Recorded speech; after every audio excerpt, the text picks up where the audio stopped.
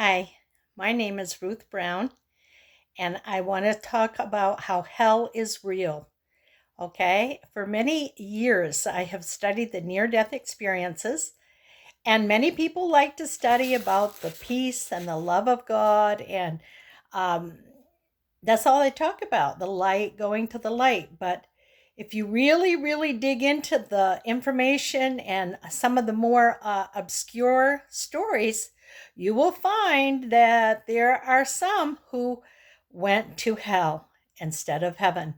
Howard Storm, a man named Ronald Reagan, not the president, and Brian Melvin, they have a different story to tell.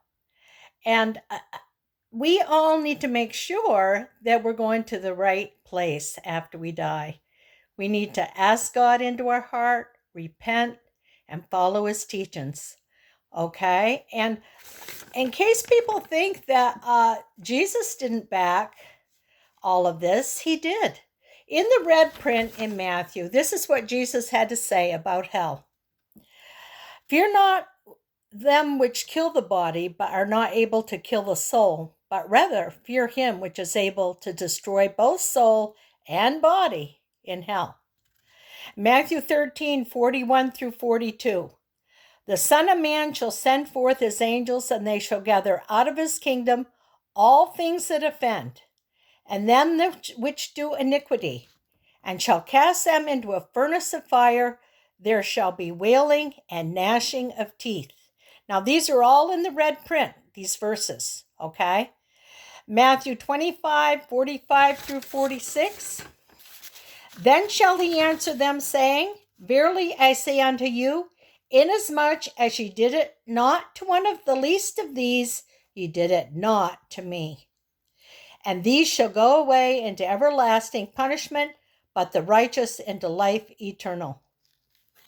And then in Revelations, the disciple John had a beautiful prophetic vision and wrote the book of Revelations.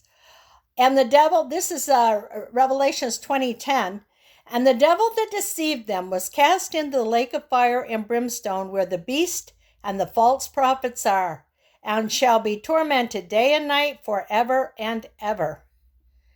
That's a long time, forever and ever. We ourselves, we can't fathom eternity. I mean, it's just not, it's beyond our scope of understanding. Okay, and the next one, Revelations 21:8.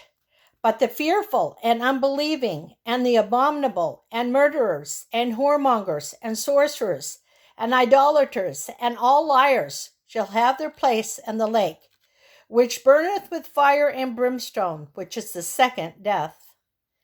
And then Jude, who was one of the disciples, Jude 1 verse 7, even as Sodom and Gomorrah and the cities about them in like manner, giving themselves over to fornication and going after strange flesh, are set forth for an example, suffering the vengeance of eternal fire.